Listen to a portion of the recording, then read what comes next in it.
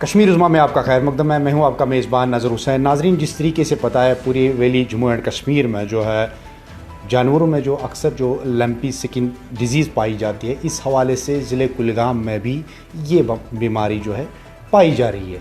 गाय के हवाले से या घोड़े हैं या जितने भी जानवर हैं तो उनमें ये डिज़ीज़ पाई जाती है।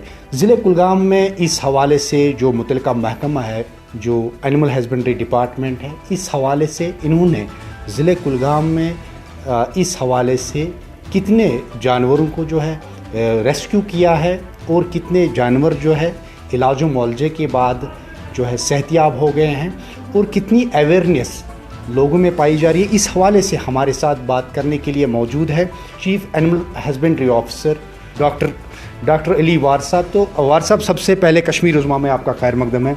ये बता दीजिए वार साहब, जिस तरीके से आजकल जो वायरल डिजीज़ पाई जाती है आम जानवरों में, चाहे हम गाय के हवाले से बात करें, घोड़े, जितने भी हमारे पालतू जानवर हैं खासकर, इस हवाले से डिपार्टमेंट ने कितनी अवेयरनेस प्रोग्राम्स चलाए हैं और साथ ही साथ कितने जानवरों का जो है इलाज मुआवजा किया है और अभी जो इस हवाले से कितना कंट्रोल हुआ है इस डिजीज़ के ऊपर हमारे ज़िले कुलगाम में जी। और मैं आपको लंपी जो LSD है, इसको लंपी स्किन डिजीज़ अगला एक्सपेंड करेंगे, लंपी स्किन डिजीज़ बोलते हैं इसको।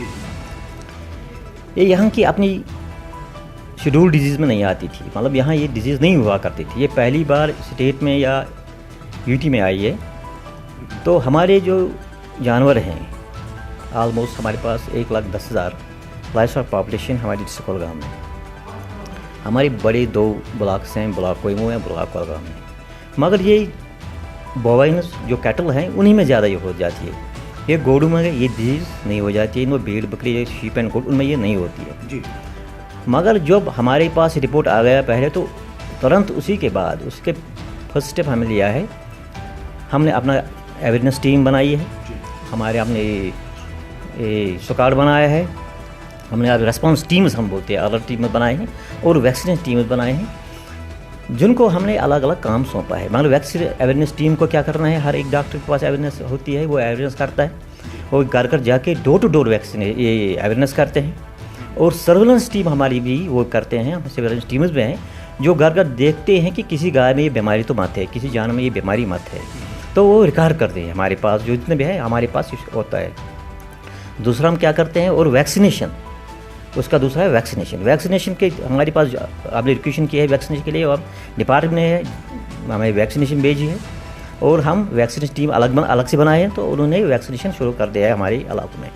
मगर पहले जो मैं बताना चाहता हूँ कि ये हमारा जो रिपोर्ट पहले हुआ है, ये हमारा जो चोरठ और कोंड इलाके में हुआ है, वहाँ से हमने थोड़ा बहुत ज़्यादा हमें इंसिडेंस मिली है, तो वहाँ से हमने स्टार्ट किया है वैक्सीनेशन वगैरह।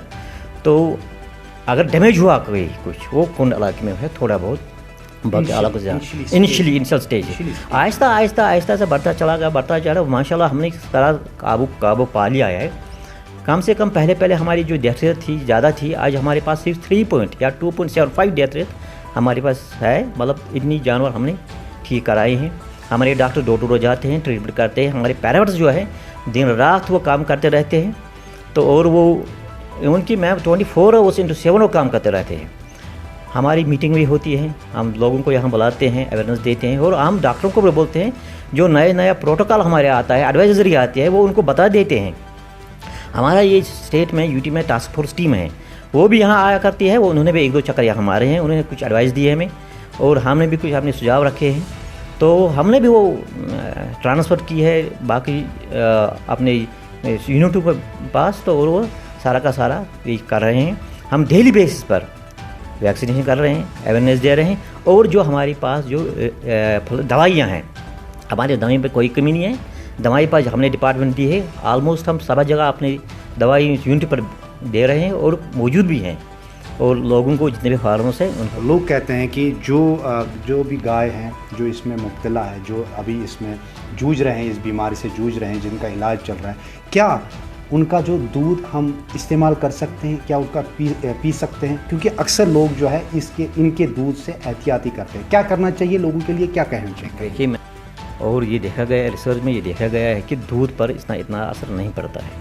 मगर मैं आपके ताउन से अपने वसात से बोलना चाहता हूँ, अगर दूध में बाकी डिजीज़ अगर आ गई, ये ज़रूरी नहीं इस डिजीज़ से, बाकी डिजीज़ अगर दूध में कोई ख़राबी आ गई, आपको लगता है कि दूध में इसका कलर चेंज हो गया, टेस्ट करने के बाद भी इसमें कोई ख़राबी है, ये ज़रूरी नहीं इससे होता है, किसी और बीमारी से होता है, तो वो दूध नहीं पीना चाहिए। मगर अगर लंपी डिजीज़ की गाय में है और वो दूध देती है, दूध साफ़ है, और उस बॉयल करने के बाद उसमें कोई दिक्कत नहीं है, रिसर्च में देखा गया है इसमें कोई बीमारी नहीं है। बॉयल करने के बाद ये दूध हम इस्तेमाल कर सकते हैं? बिल्कुल कोई दिक्कत नहीं है, इसमें कोई प्रॉब्लम नहीं, आप पी सकते हैं। अगर आप बिल्कुल जो आपको दही बना सकते हैं, चीज़ बना सकते हैं, जो भी मर्जी बना सकते हैं। और मीट में जो बोलूँगा, शीप और गोट्स में ये नहीं होता है, और मीट कोई प्रॉब्लम नहीं है, आप खाइए। कोई लक्षण क्या है, लक्षण क्या है, किस तरीके से पता चले कि ये जानवर जो है इसमें आहिस्ता आहिस्ता जो इनिशियल स्टेज क्या होगी इसकी? देखिए आपको बोलना चाहता, आपने बस सही बोला है, सही जवाब दिया कि एक हमारे जो फार्मर है, हमारा जो गाय पालने वाला बंदा है, उसको कैसे पता चलेगी डिजीज़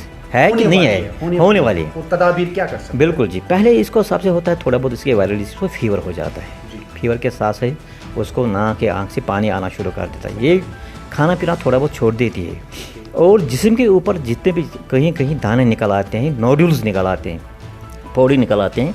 और ये भी देखा गया है कि बीच में कहीं टांग में सूजन सा आ जाता है, जो आर्थराइटिस हो जाए या जख्म लग जाता है, हमें लगता है कि चल नहीं पा रही है, तो उस सूरत में इसको इमीडिएटली हमारे जो वेटरनरी सेंटर्स है, चाहे डॉक्टर हो चाहे प्राइवेट सेंटर हो, उसके पास जाना चाहिए। वो उसको देखेगा, उसको कन्फर्म करे ये यही डिजीज़ है, कुछ और है। को जो दाने निकल आते हैं ऑलमोस्ट यही डिजीज़ है, लंपी स्किन डिजीज़ है।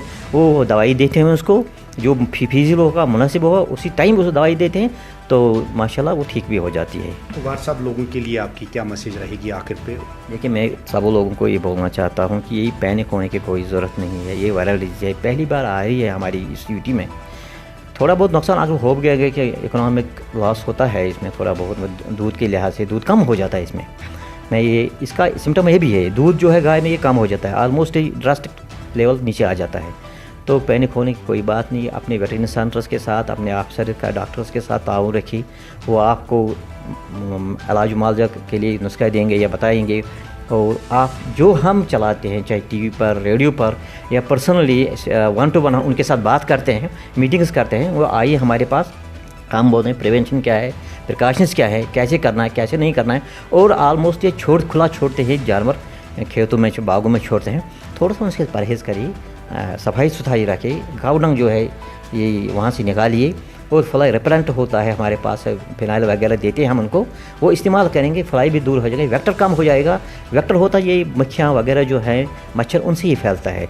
तो जब वो कम हो जाएंगे, ऑटोमेटिकली डिजीज़ भी कम हो जाएगी, और पैनिक होने की कोई ज़रूरत नहीं। और जो भी गाय बीमार है उसको खाना चारा अच्छी तरह से दे दो, क्योंकि उसमें स्ट्रेस पड़ जाता है। टॉनिक्स दे दो उनको, फीड वगैरह दे दो हाई क्वालिटी का, तो ये ऑटोमेटिकली रिकवरी हो जाती है।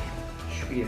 ये थे वार साहब, जिन्होंने साफ तौर पे और जो है पूरे मुफस्सल जो तरीके से बताया कि किस तरीके के जो है इलाज मुआवजा कर सकते हैं अगर किसी जानवर में ये लक्षण पाए जाते हैं, और उसके तदाबीर किस तरीके से करनी चाहिए। और किसान को जो है, जो गाय पालने वाला इंसान है, या जो भी इसमें इस सनत से वाबस्ता अफराद है, उनको घबराने की कोई ज़रूरत नहीं है।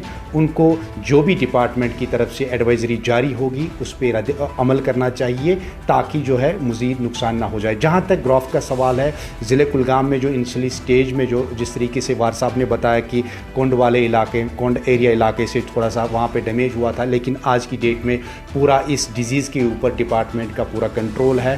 पूरा अभी 3% जो वार साहब ने बताया डैमेज हो रहा है, लेकिन ओवरऑल इस बीमारी के ऊपर ज़िले कुलगाम में पूरा कंट्रोल है। लोगों को पैनिक होने की ज़रूरत नहीं है। और जो लोग कहते हैं कि इनका दूध, जो गाय का दूध नहीं पीना चाहिए, जो भी इसमें जिसके पास ये वायरस होगा, लेकिन दूध पीना चाहिए, लेकिन उसको उबाल के पीना चाहिए, और घबराने की कोई ज़रूरत नहीं है। कश्मीर उज़्मा के लिए मैं कुलगाम से अज़हर हुसैन।